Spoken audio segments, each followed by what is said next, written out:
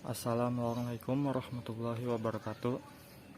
Di video kali ini saya ingin berbagi tips kepada teman-teman yang masih awam di bidang resin, yang masih mau yang baru mau membeli resin secara langsung datang ke tokonya gitu, ataupun online juga ya.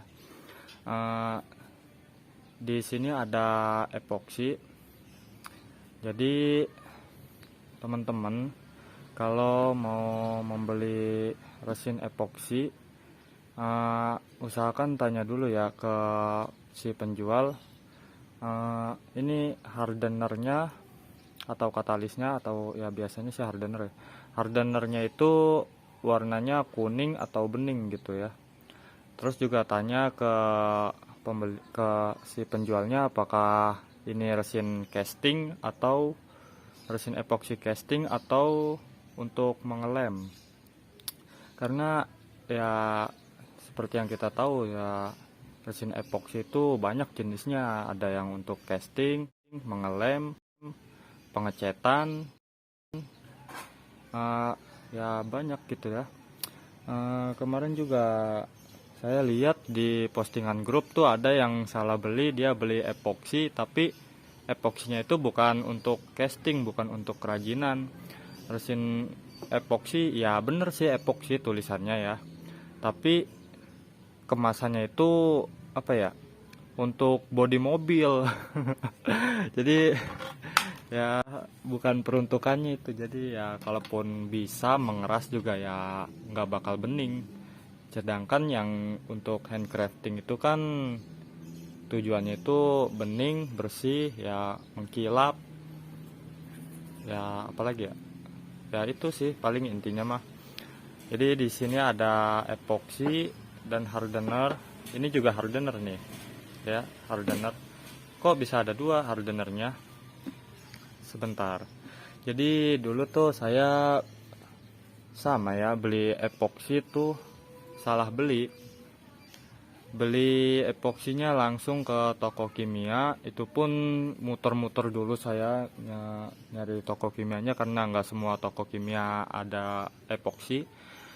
Sekalinya ketemu harganya 255.000. Ya epoksinya sih yang saya beli itu bener, epoksinya tuh nggak salah, bening epoksinya tuh ya.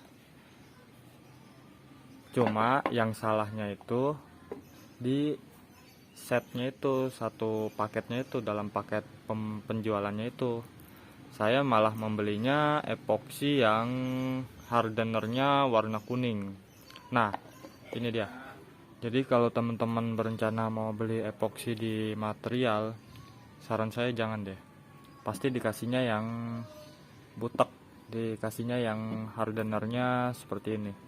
Kalaupun kemasannya nggak seperti ini, kemasannya propan gitu, atau kemasannya merek-merek cat gitu, ya epoksinya nggak sebening ini. Bukan epoksi casting, bukan untuk kerajinan. Karena ya di material itu orang-orang mencarinya untuk bangunan, pasti dia juga menjualnya untuk bangunan juga. Diperuntukannya juga pasti untuk bangunan, entah itu untuk keramik atau tembok atau pengecatan lain-lain gitu. Dan kalaupun epoksi ya, ini juga epoksi nih sebenarnya. Kalau ditanya kenapa sih epoksi itu ada lem, ya emang epoksi itu ada yang digunakan untuk mengelem. Seperti ini contohnya nih. Ini epoksinya dia warna hitam. Aduh agak keras ya, baru pakai tang.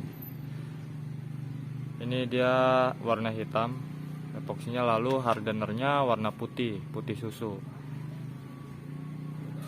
Dan hasil jadinya itu seperti ini nih, sama mengkilap.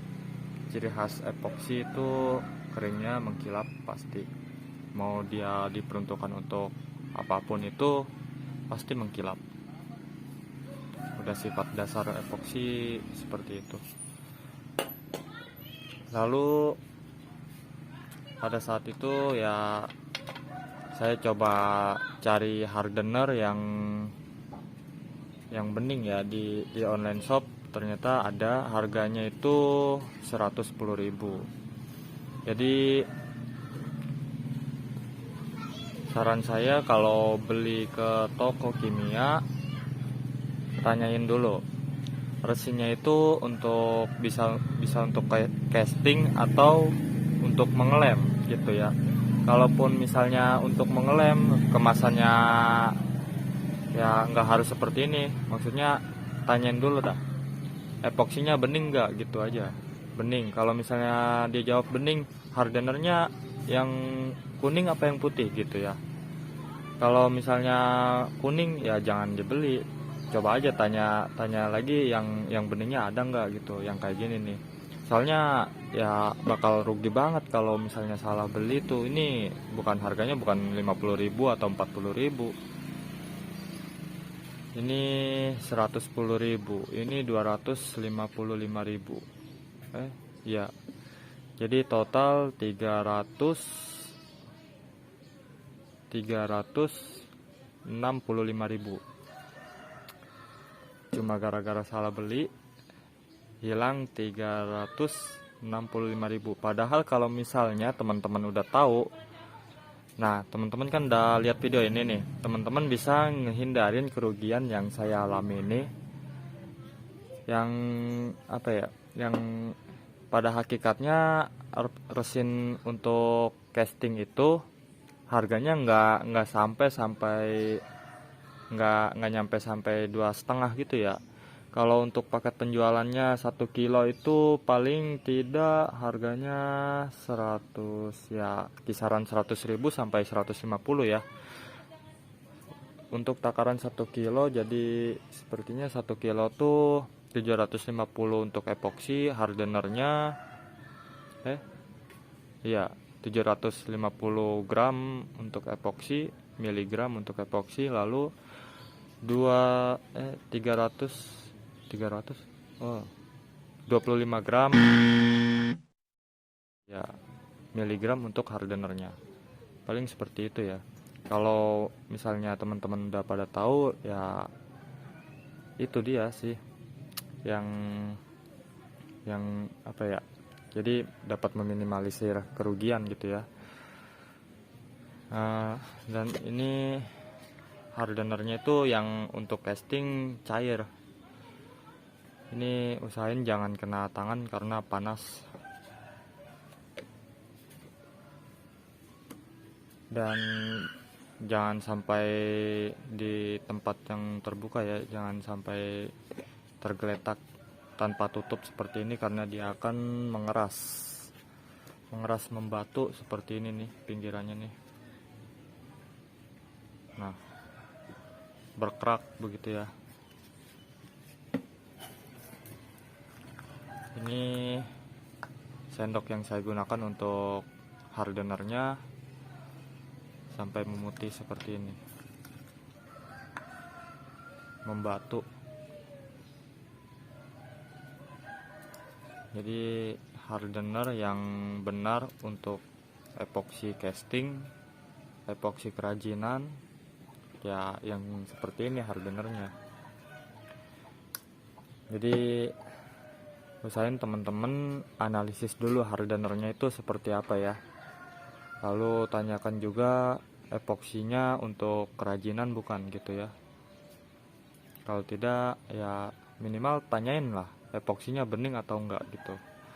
Kalau di online shop, kalau misalnya teman-teman beli di online shop, sekarang sih udah ada keterangannya ya. Kalau teman-teman baca detail deskripsinya ya pasti insya Allah nggak bakal salah beli sih.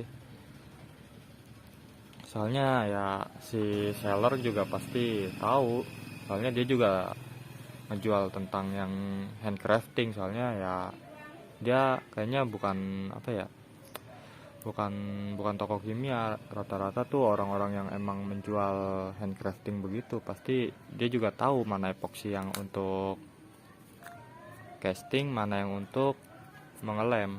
Biasanya dia dalam paket penjualannya itu ya di fotonya sendiri juga udah terlihat sih hardenерnya pasti bening kalau itu ya.